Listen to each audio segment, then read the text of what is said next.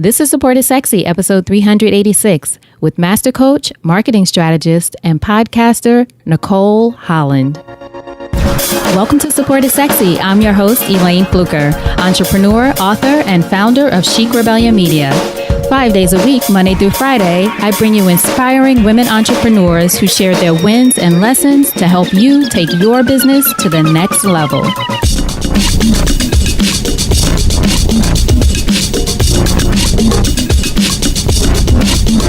Here we go.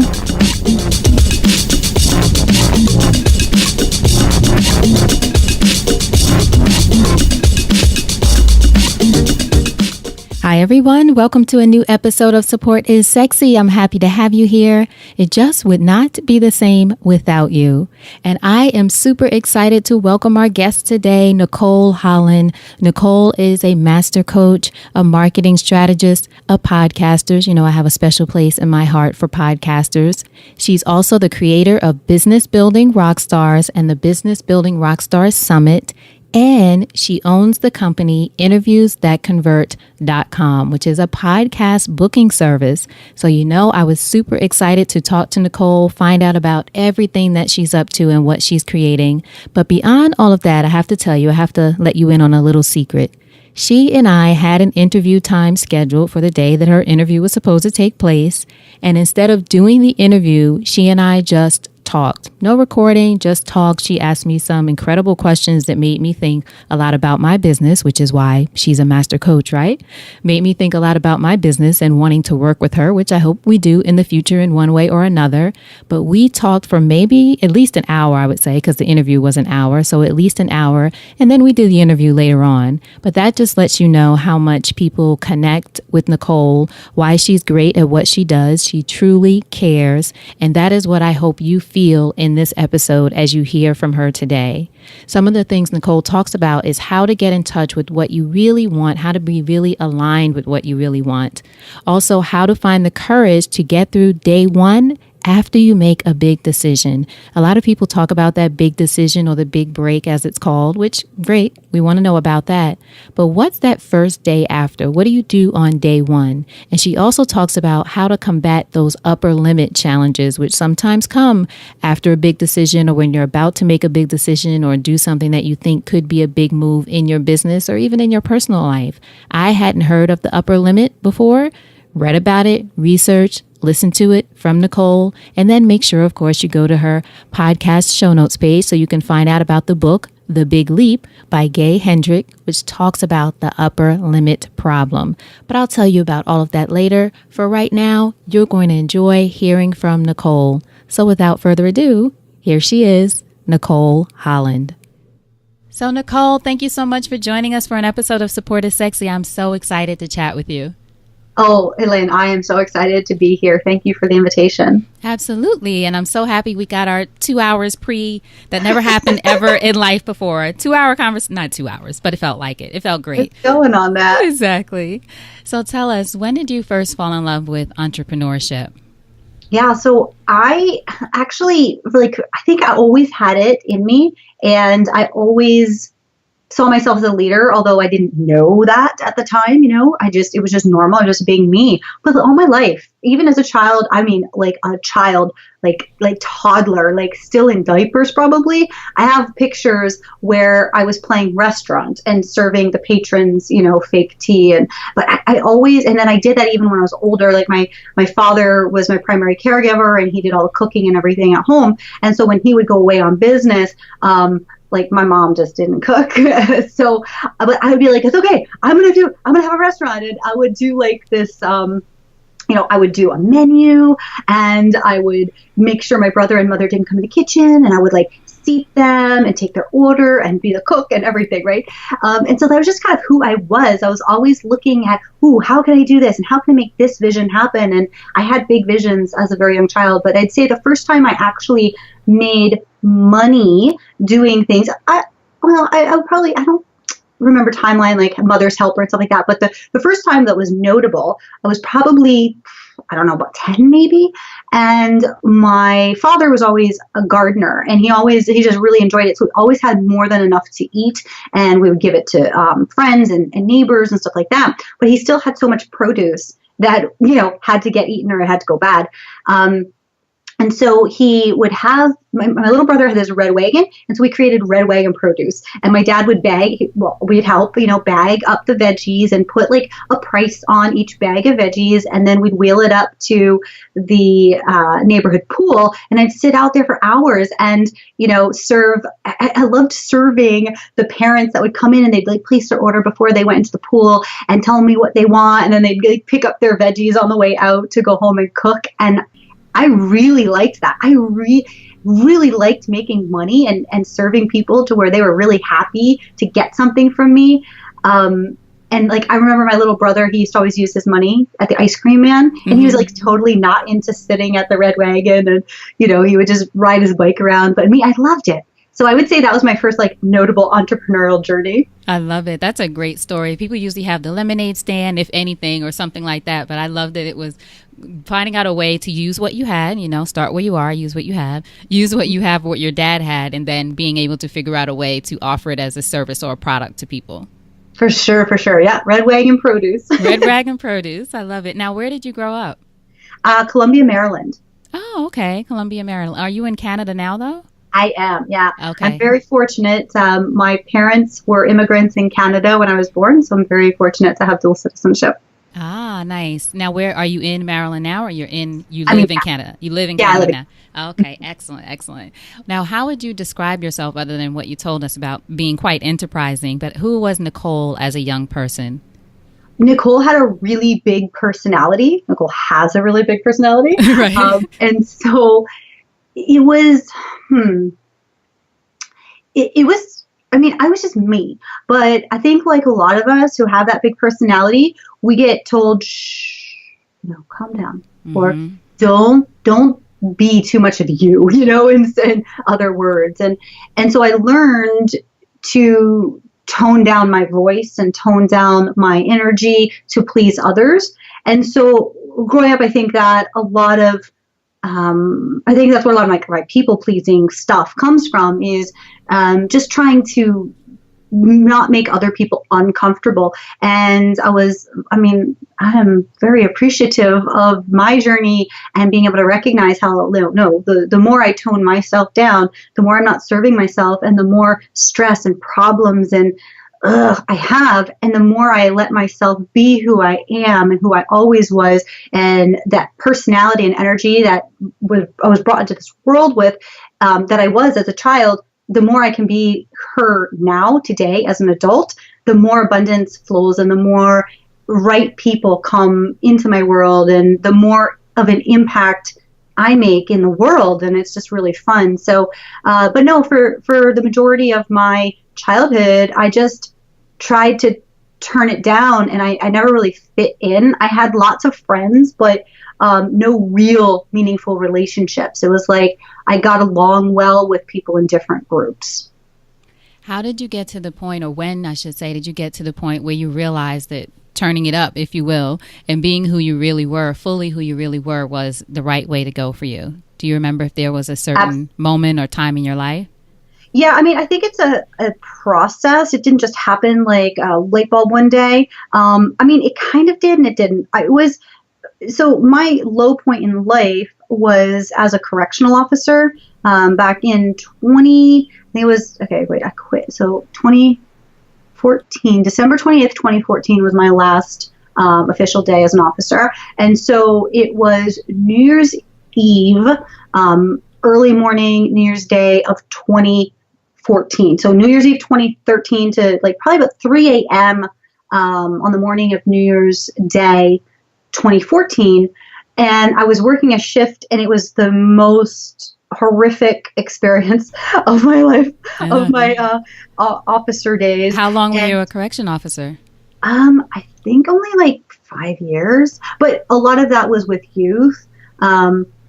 Yeah, so I don't want to even go on a tangent. I'm a talker. So if I tell you about that, we're in a whole nother story. So what happened though, it was a very, very bad shift. And I was already sick and I was already feeling less and less of myself. And I had to turn off a lot of stuff just because I couldn't handle it. Like my heart hurt when I worked. And it was just not a good space for me to be in. And so this horrific night happened. And I remember it was about 3 a.m. I sat there in the office. I actually put my butt on the desk and I was talking with one of my sergeants. And I just remember thinking like, and I think I may even said it to him, I will not be here in a year. Like I will not be here for another turn of the year. And then, things got even worse in my job and in my life, and I got sicker, and like it was crazy. It was just a crazy year, and I was desperately searching for a way out. So I got my real estate license. I was like looking and trying anything I could just to find a way to get out of what I felt like was a job that I was stuck in. I really got to that point of believing I had no other options. I got so low and I guess depressed. I didn't realize it at the time, but I was just miserable, and I had really cut off from everybody. And so along comes, but you get by, and, life happens, and you, even though you can do better and you want better, you got bills to pay and whatever, right? So all of a sudden, it felt like all of a sudden, here we are. And I believe it must have been the beginning of December of 2014, because the schedule came out for the holidays, and I knew it was coming out, and I knew, logically I knew all that, but I forgot about my promise. And so the schedule came out, and I just remember I was in the medium hallway outside of one of the dorms, and I was looking at the paper, and I was like, oh my gosh, New Year's Eve. I'm scheduled for New Year's Eve. And I promised myself a year ago I would not do this again. And I really had to get clear and check in with myself, because again, as a people pleaser, I've always prioritized other people's needs and other people's desires.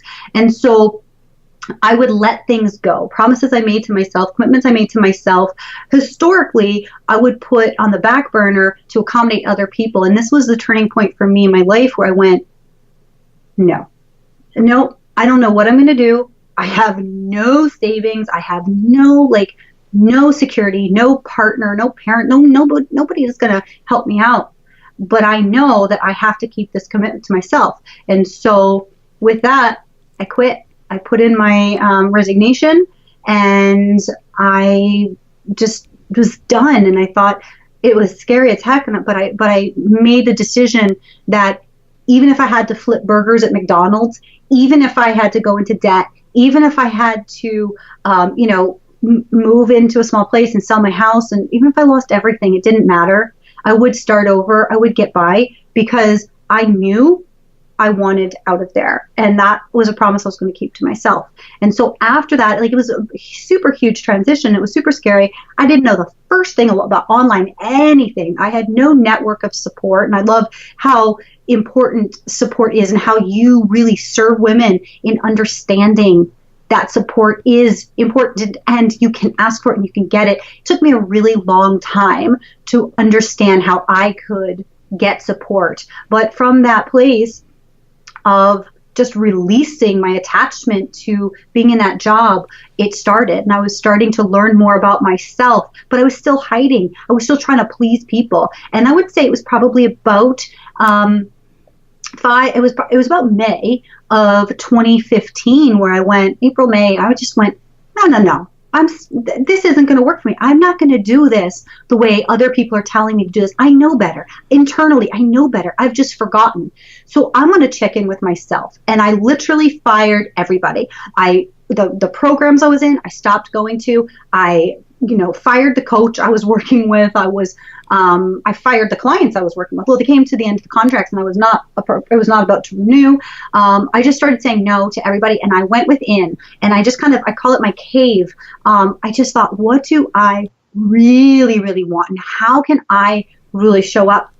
And from there, my vision of the Business Building Rockstar brand and Business Building Rockstar Summit and everything else that has come from that really came to me, that clarity. And I dyed my hair purple because I felt like it.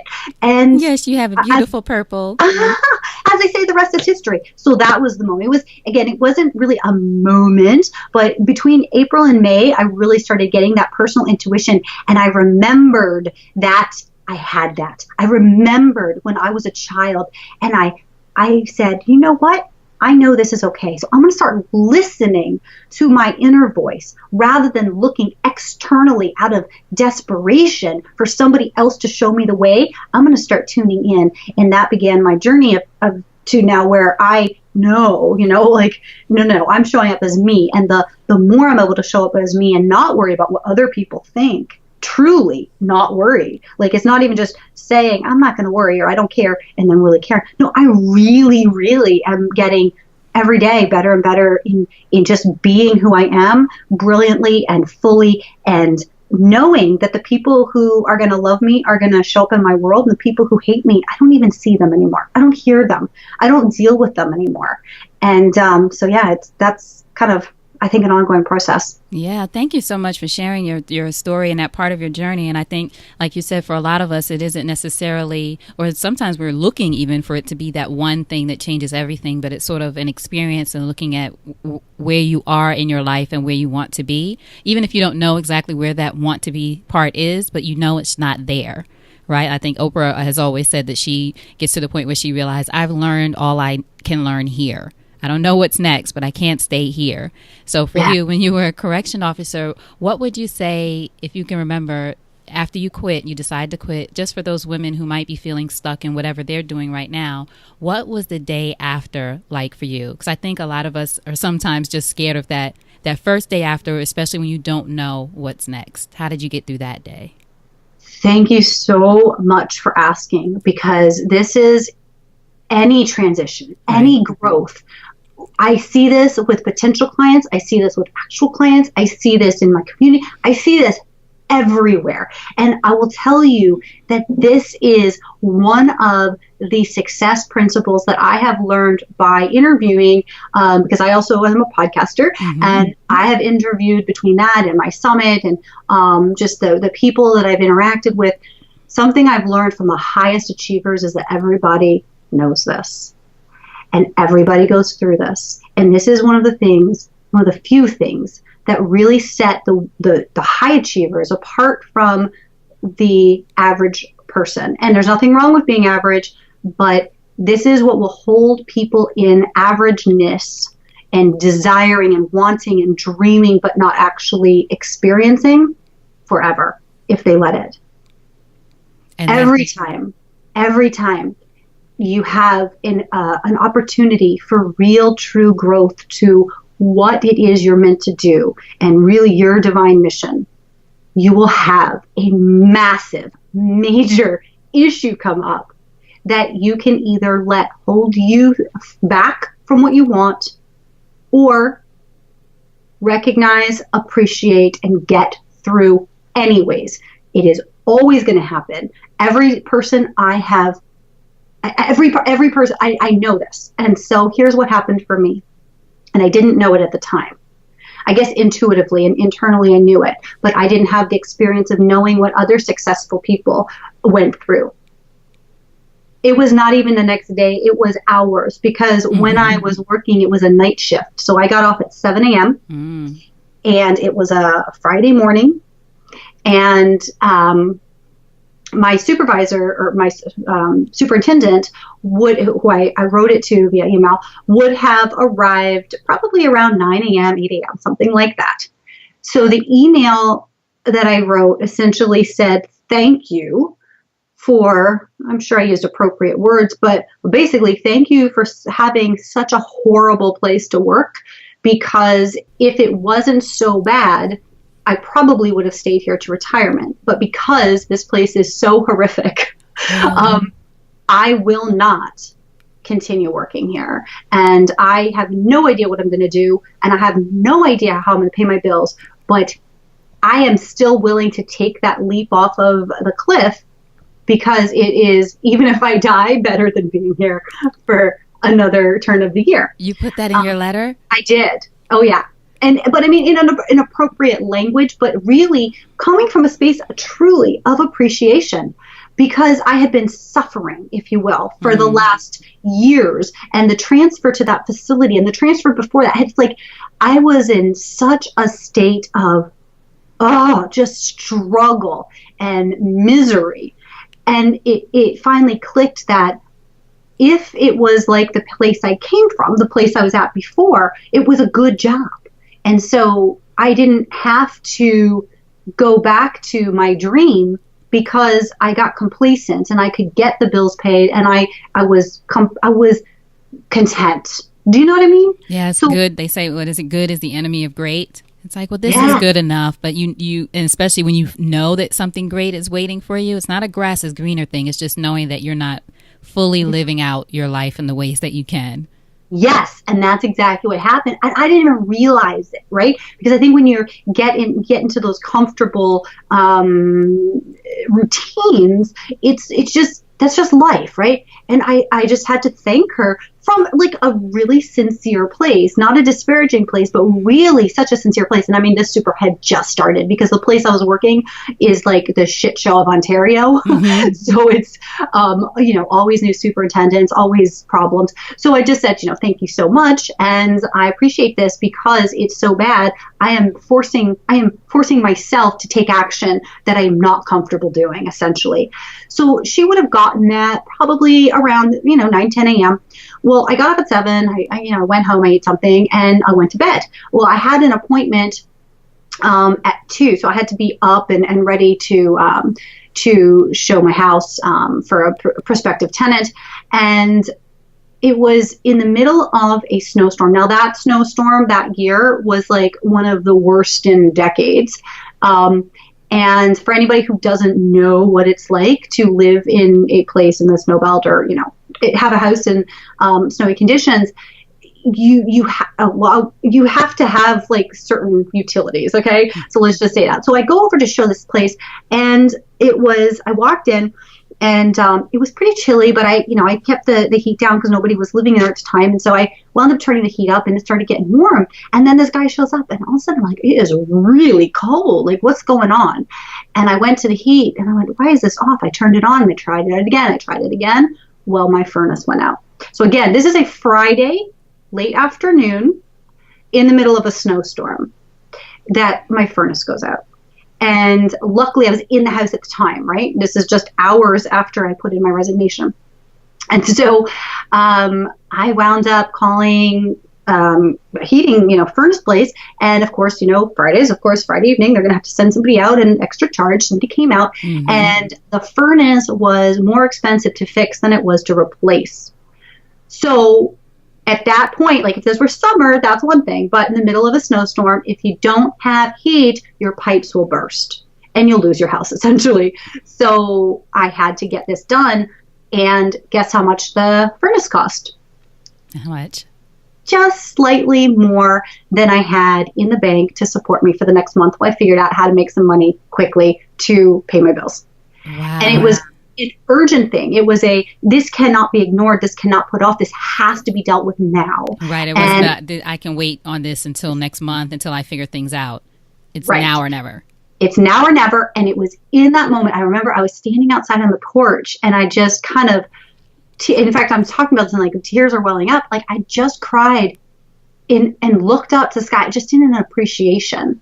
And I just said, all right, I got this. Thank you, God. Thank you for posing this to me right now, because I know more now than ever before that I am 100% in. I am not trying to start a business. This is it. And it was that moment on that porch about 4 p.m., 3:30, 4 p.m. on the day I quit my job that I knew that this was it. And so every obstacle that has come up since then, there is no doubt in my mind I can overcome, that I can surpass, that I can move through with grace. And the more I do, it gets better and better and better. So to go back to your question, or the why you asked this question, it is really, I just have to say, it will happen anytime, and if you really think about, whoever's listening, if you really think about in your life, the times you made a decision, you said, I am going to do this, no matter what it is in your personal or professional life, I'm going to do this. And you really meant it. Something happened. Somebody died. Some tragedy happened. You got in a car accident. Financial, just something happened. I know everybody can relate to this, because when you really make that decision to grow and to do something that is on your path, there will be something there challenging you to say, really? Do you really want this? Really? Yeah. What are you willing to get through anyways that is going to come up for you? Yes, that's so true and so powerful. You're so right. Those things that I always talk about. I love Stephen Pressfield's book, The War of Art, and he talks about resistance and how sometimes we create our own resistance to the things that we really want to do for reasons of fear and all kinds of other things. But then there are times, just as you mentioned, how could you have known that the furnace was going to go out that day? Things come up that are not even on your radar in the moment, but still, how badly do you want this thing? How much are you willing to put in or move forward or take that leap of faith, which is really what you did. Take that leap of faith and continue down that path and not, I think sometimes a lot of us, and I'm guilty of this too, if something like that happens after you've made a big decision, you panic in the moment. Like, oh my gosh, I've made the wrong decision. And this is an example of why it was the wrong decision. Whereas if you keep going and stay committed and stay open and just believe it can happen and do the work in whatever way that you can to figure it out, it will eventually work out. Yeah. Well, and I also want to add to that, because I totally agree with you. And I want to add that it may not be the right decision. So maybe that thing gets you to go, oh, wait, no. It really isn't what I want to do. So it's not just that, a tragedy happens and it means, you got to go keep going. No, it might be just that it's that decision that you make. It's that recognition to say, what is this about? And Gay Hendricks calls it the upper limit, problem. So we upper limit ourselves. If something's about to go really good, something will come up. And it's a question of internally, is this because I'm about to go beyond what I've ever gone before? Or is this really just absent, or not absent, but like, I don't know, just, is this really nothing? Or is this really something that's a sign to me that it's because I'm on my path and because I'm ready to go to that next point?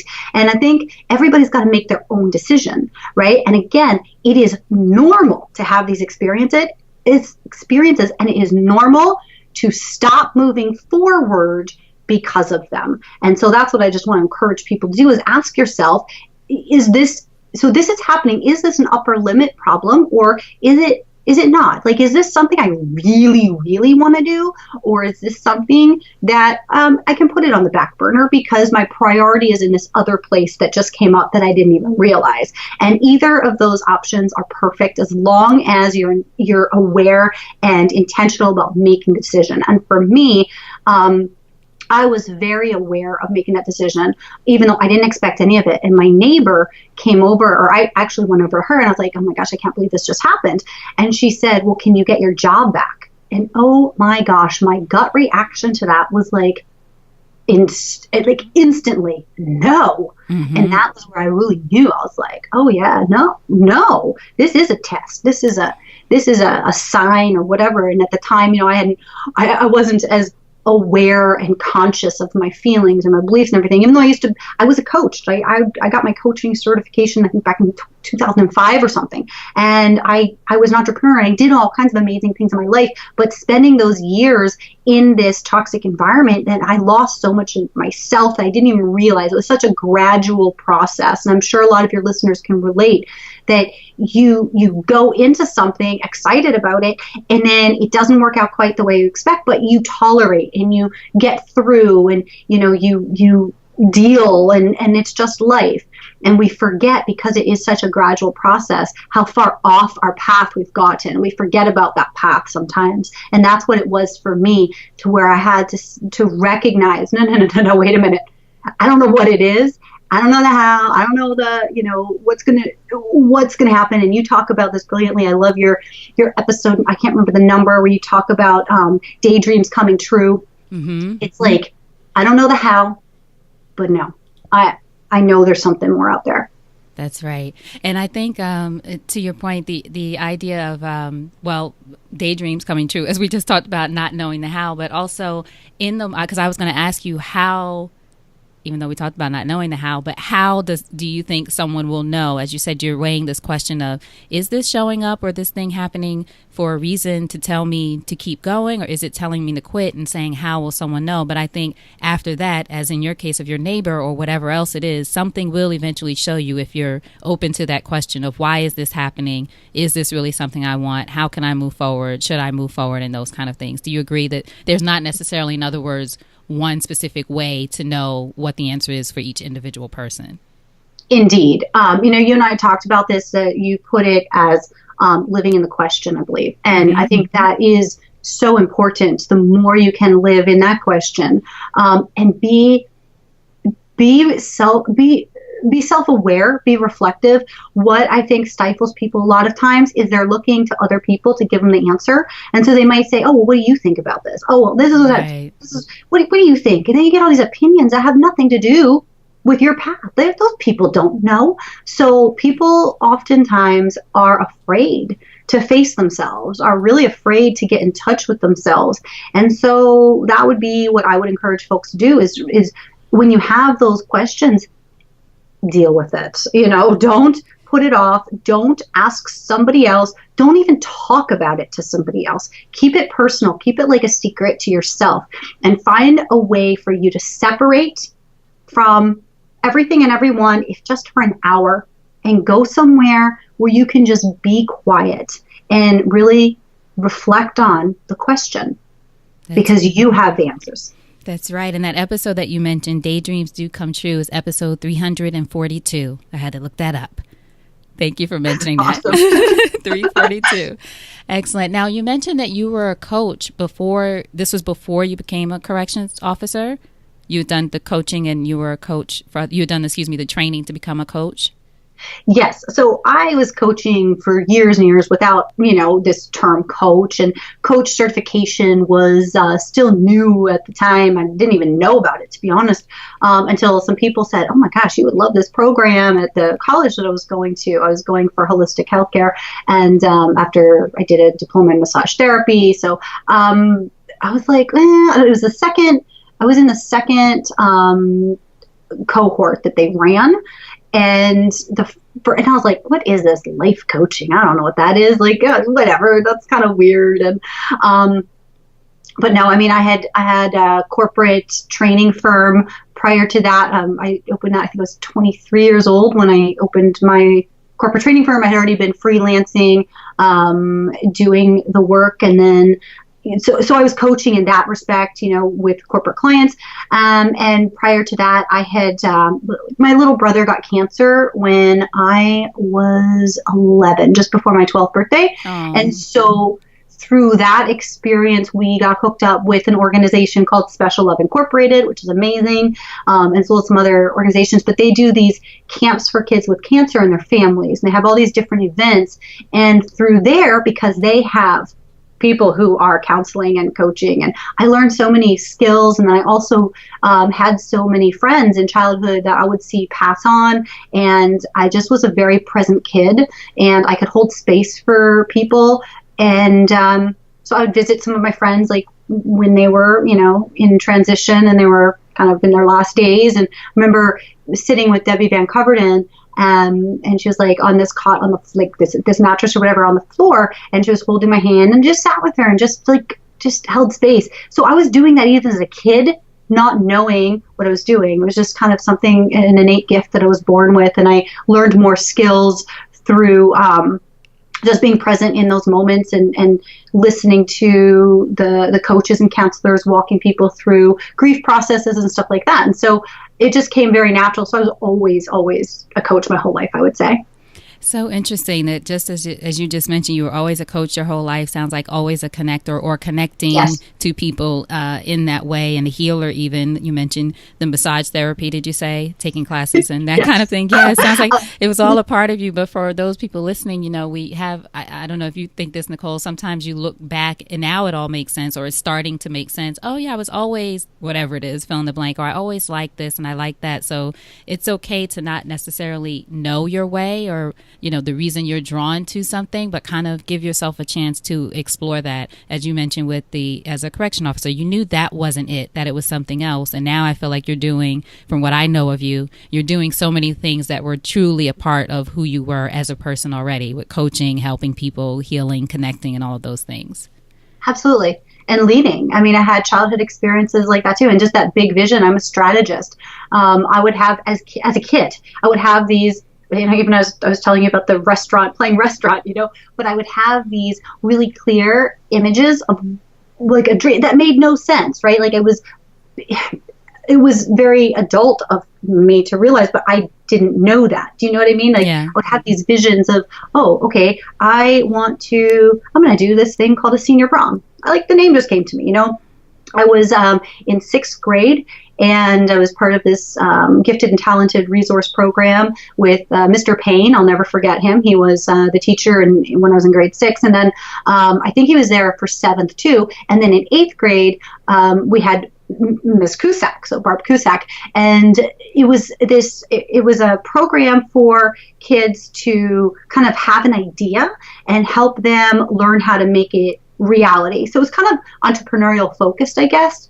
It was an independent study thing. And so they already had this kind of connection with nearby senior center, which is called Owen Brown Place. So I went to Owen Brown Middle School in Columbia, Maryland, and they had this Owen Brown Place was just, walking distance. And they had this ongoing relationship with that senior center. So every year they selected, I think prior to me too, I think there were always 2 or 3 students because it was, quote, too much for any one kid to take on. I was like, that's mine. So I knew that in 6th grade, and I had this vision for it. And up until the time I took over, they were basically like, we'd go play bingo, we'd wrap little presents. We would go eat with the seniors, stuff like that, bake cupcakes. All that was fine. And I loved going. But I had this vision that was bigger than that. And as a kid, right, I was in 6th grade. And I thought, I'm going to put together, when I take over, I'm going to put together a holiday extravaganza where we're going to do choreographed, dances, or put on a show for the seniors. I had that vision. And then, I thought, when I take over, I'm going to do this. And I thought, I'm going to have this thing called senior prom where, and again, I was a kid. I didn't even know what a prom was, right? I knew conceptually what the bigger kids did, but I just thought, I'm going to have this dance and dinner where all the seniors dress up in fancy clothes, and we have a band, and we have this amazing thing, and it's going to be called the senior prom. I had the picture, and all of that came to fruition. And it was funny because I remember people saying, oh, well, you can't do this and you can't do that. I was like, yes, I can. And I went and I got money. I got food donated. I got corsages. I got the hall we were in donated. I mean, I got everything because I just knew so clearly what I wanted to create. I'm very proud. I wound up getting a citation from the state delegate. And, oh my goodness. So yeah, it was just like, I just always know how to make my dreams come to life if I tune in and if I allow myself to. And that's something that has taken, all this time because I had forgotten that. For many years, I didn't do those kinds of things. I quieted my voice. I dimmed my light. I didn't want to disturb things. And I just tried to fit in. And then now that I have this ability to do whatever I want, I have the freedom that I've created for myself by saying, I'm going to have a business. I don't know exactly how it's going to go, but I know that I'm just going to be me. And the more me I am, blah, blah, blah, right? So as I've embraced that, these gifts that I had always are now attractive to people. It's like, wait a minute.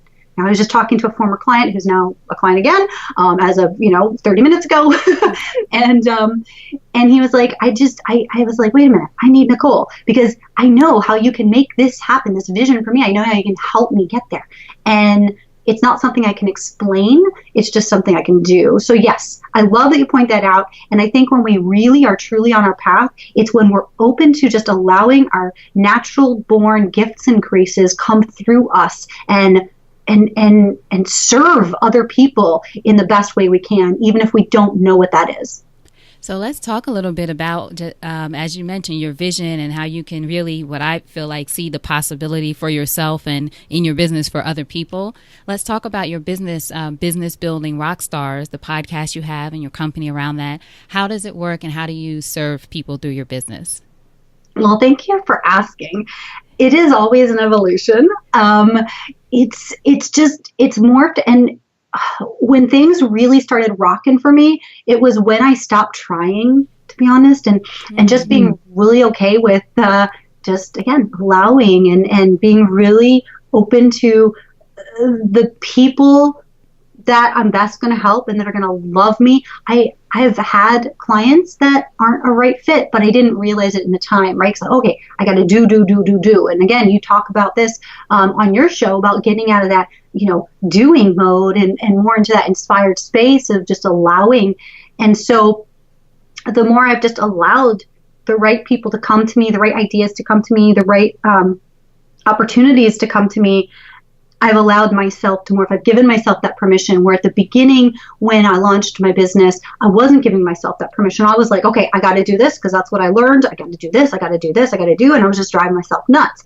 And I was trying to come up with that, just unique selling proposition. And, this is my special thing. And while I don't sit there, I don't advertise myself as a multifaceted or multi-interest. And I see people do that all the time. It's like, no, I'm just me.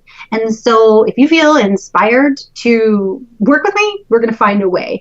So there's a few things that I do now. Like I have the podcast. I do an annual summit. We just finished up the third year of that. The Business Building Rockstar Summit. It happens in November, where I interview experts in different marketing strategies to give really actionable takeaways. So not more information, not more overwhelm, but to help people really just identify those beginning starting points. So for example, the way we met is through the Podcaster's Paradise, which is a program from John Lee Dumas. Well, I didn't even know what a podcast was when I interviewed him. I just knew that it was a marketing strategy people were using. And so I wanted to interview him about how to get started. Well, from that interview, turned into him saying to me, you like interviews and you're quite good at that. So why don't you think about podcasting? I was like, it's all right. And then I was like, this guy makes 100,000 plus. He makes 6 figures a month doing podcasts. I think he knows a thing or two. I should probably listen.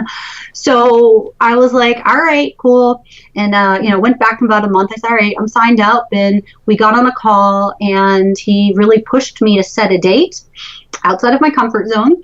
I set the date and launched my podcast March 21st, 2016.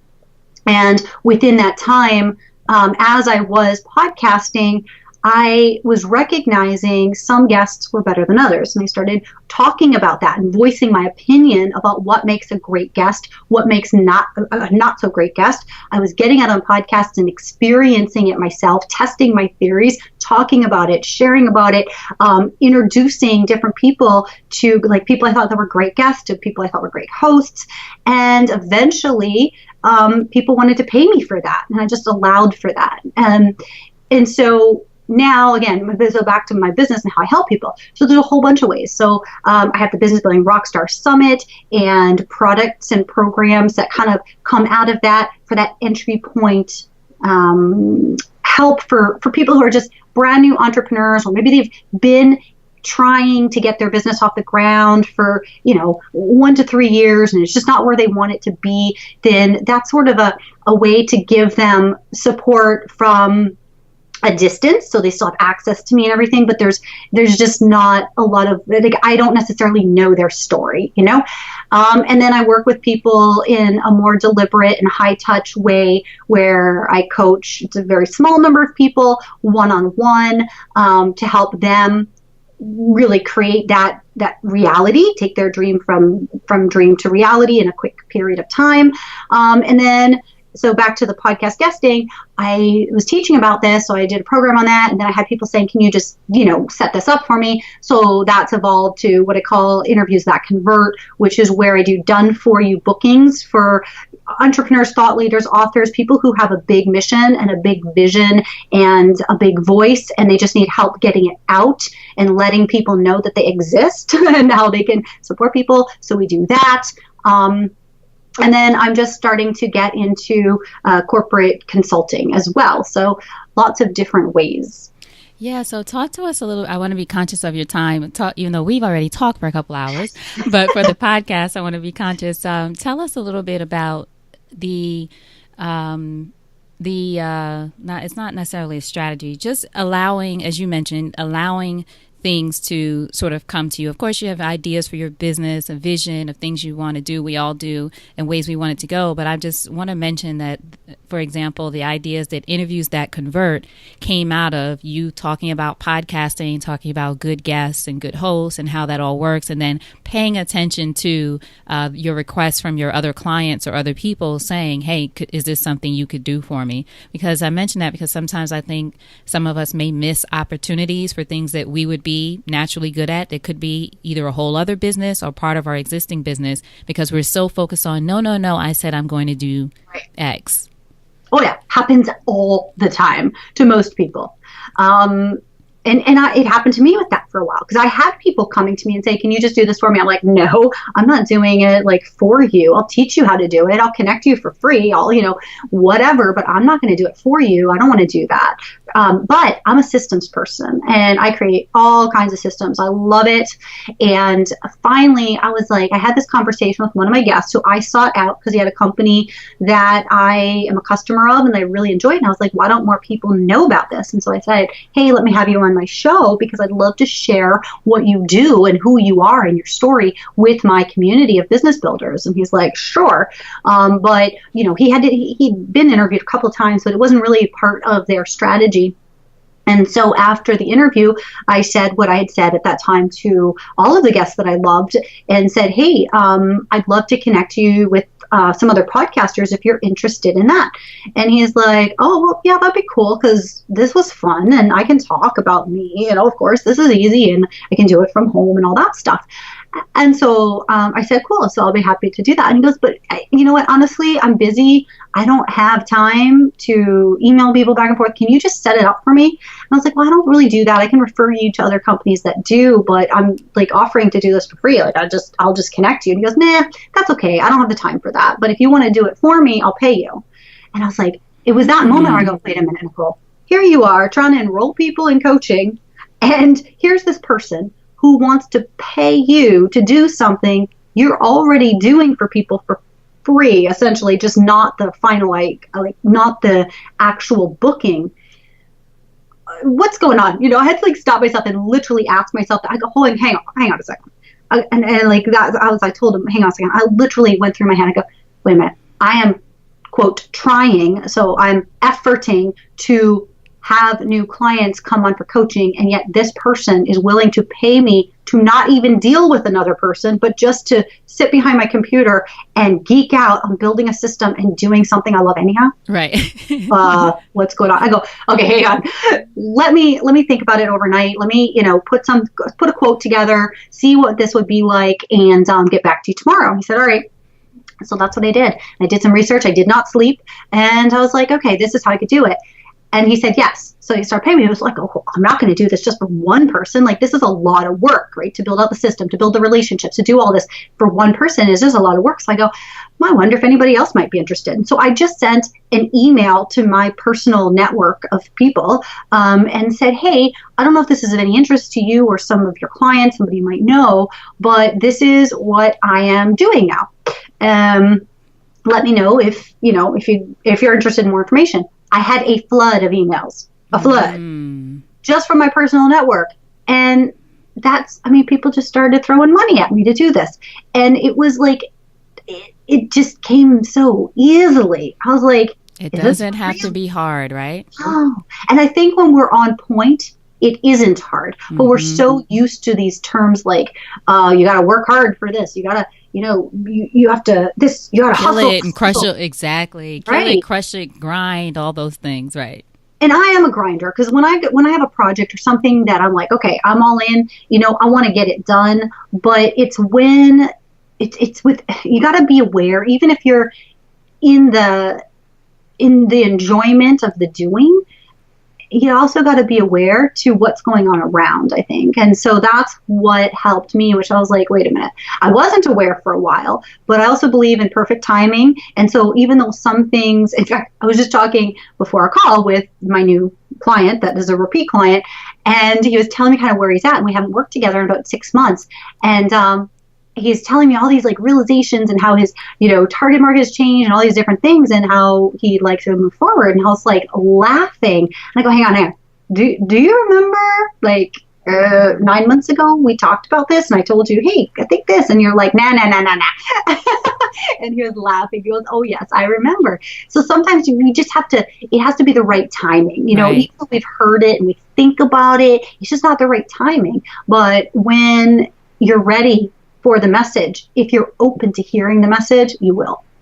That's right. Now, what do you think now that you have this experience of helping people's or setting up for people interviews on different podcasts and making that connection between the right podcast guest and host? And I've worked with you in your company on doing that.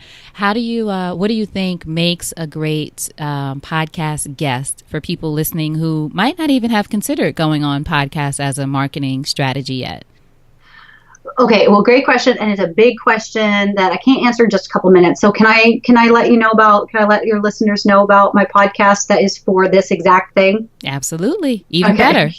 So you mentioned the Business Building Rockstar show before. That is my main podcast, but I decided to do a sub podcast or a second podcast called Get Guest Ready, and it is where I walk you through the process. If you want to be a guest on podcasts, I talk about all the different things that I believe are important to have in place. Now, it's not everybody's cup of tea, but I am a relationship builder. I'm a connector who wants to be, it's like a matchmaker, right? Like, I'm not looking to just send you out on bad dates just to say you're sent out on dates. I want to find those right fit podcasters that have the right chemistry with you, and that you have a better than not chance of having so much amazing stuff come from the experience.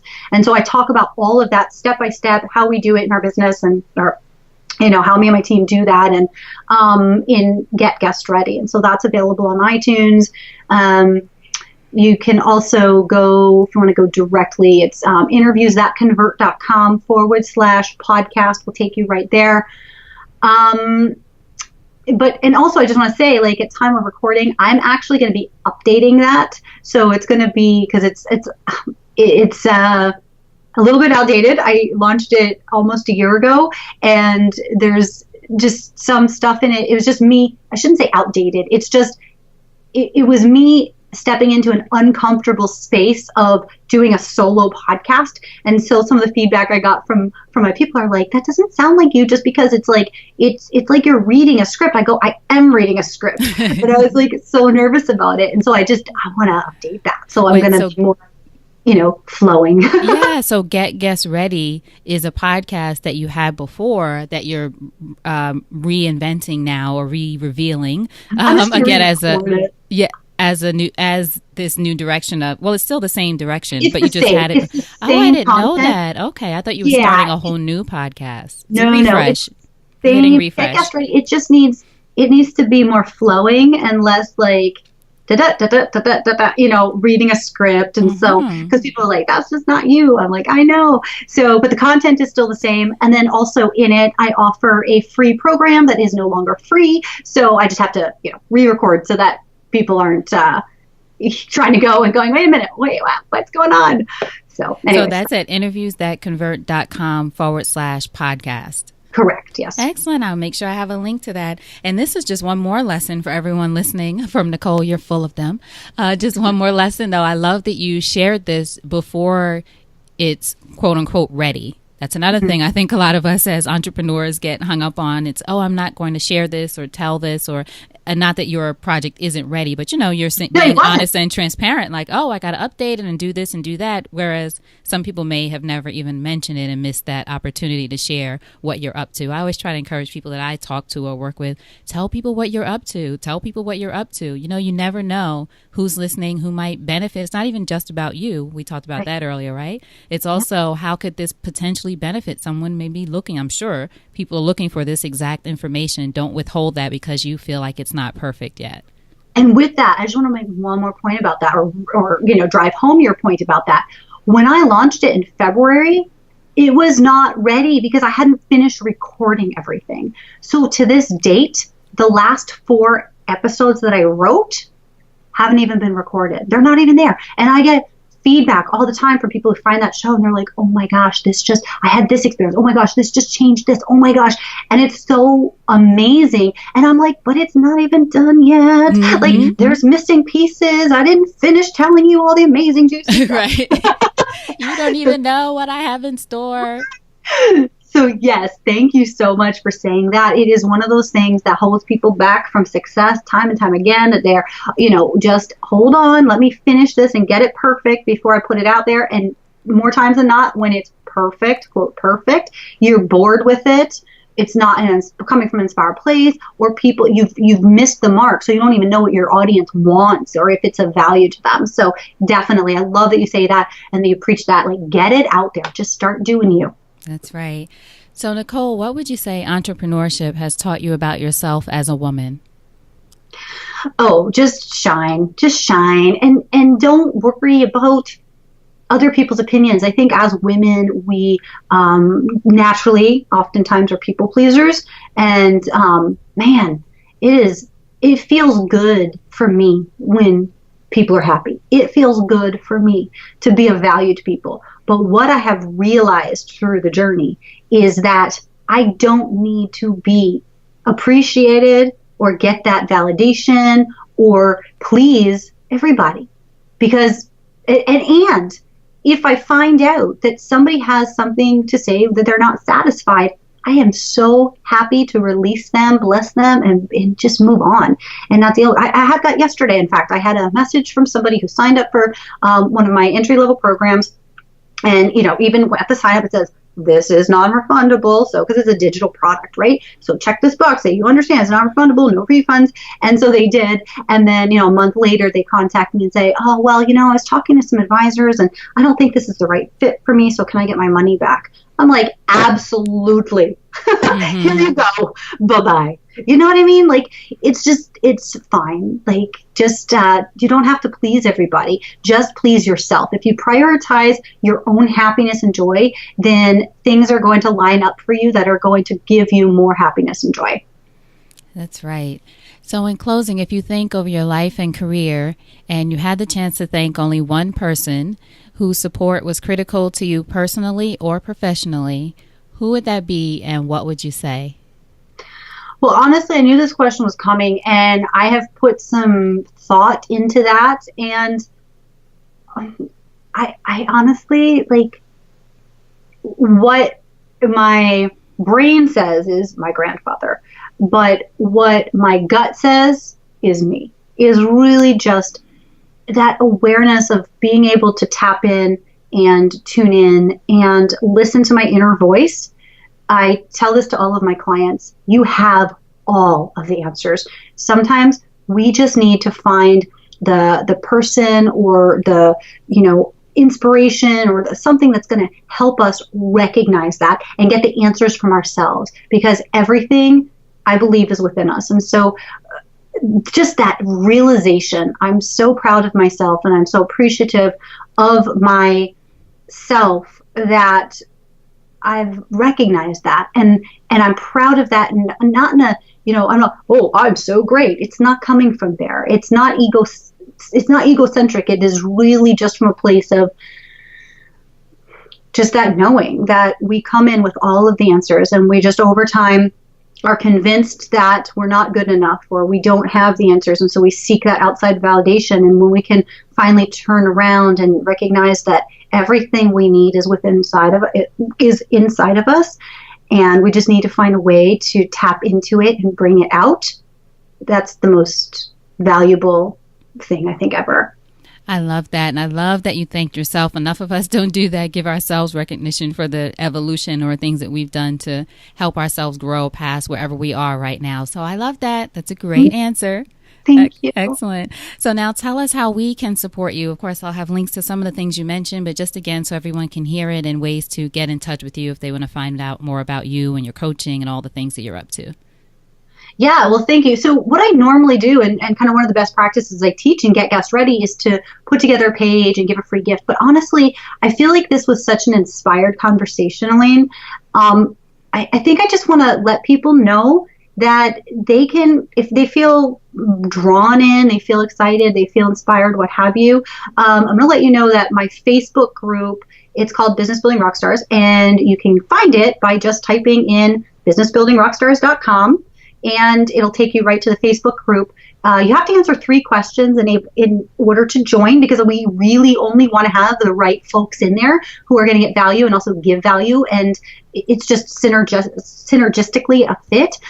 So businessbuildingrockstars.com will get you in there, answer those 3 questions, and then just send me a PM, send me a private message on Facebook, and let me know if you want to have that, conversation about how I can potentially support you, how we could work together. Just PM me. And if you're, looking for support from more of an arm's length, then the Business Building Rockstars group is a perfect place to begin. Excellent. Nicole, thank you so much. This was fantastic. Well, you already know. We spent the day together practically. Indeed. Thank you so much for sharing your story and just being so open and being who you are, really showing up as your full self. Oh, thank you, Elayne, and same to you. And thank you to all the listeners. I hope that this was inspiring and that, you're taking away some value from this interview. Excellent. So what's the last thing, the parting piece of advice from you to our listeners about anything? You only have a finite period of time on this earth. There's no sense in struggling through it.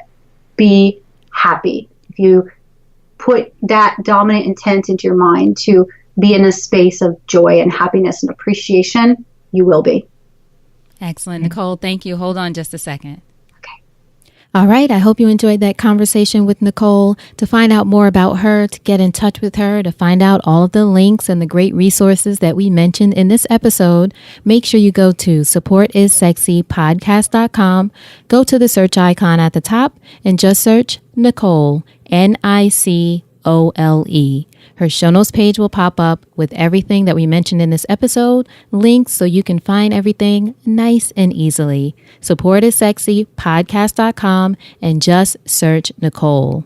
Now, as I mentioned earlier in the episode in the beginning, we talk about the upper limit problem in this episode, and that's from the book, The Big Leap, Conquer Your Hidden Fear and Take Life to the Next Level by Gay Hendrick.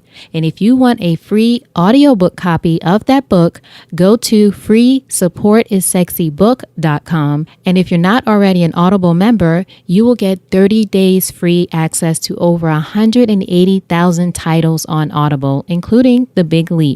180,000 titles, 30-day access, and after 30 days, if you continue on with Audible, you'll even get a free download. Go to freesupportissexybook.com to find out more. All right, so I appreciate you being here. Hope you got tons of information from this episode, and I hope you like what we've been doing since we've been back for the new year, 2018, or whenever you're listening to this, right? You might be listening to this down the road. What I would love for you to do, though, is 1, make sure you subscribe to the podcast wherever you're listening so you don't miss a thing. And honestly, it really helps the show. It helps more people find out about it. So make sure you subscribe so you don't miss anything. And if you do like what you've been hearing, take 2 minutes. It should not take you more than 2 minutes. Leave a review. Let me know what you think. I love a 5-star review, but any feedback is appreciated. So make sure you subscribe and leave a review. All right. So as always, thank you for being here. I appreciate you. And until we chat again, always remember, you deserve support. And I'll talk to you soon. Take care.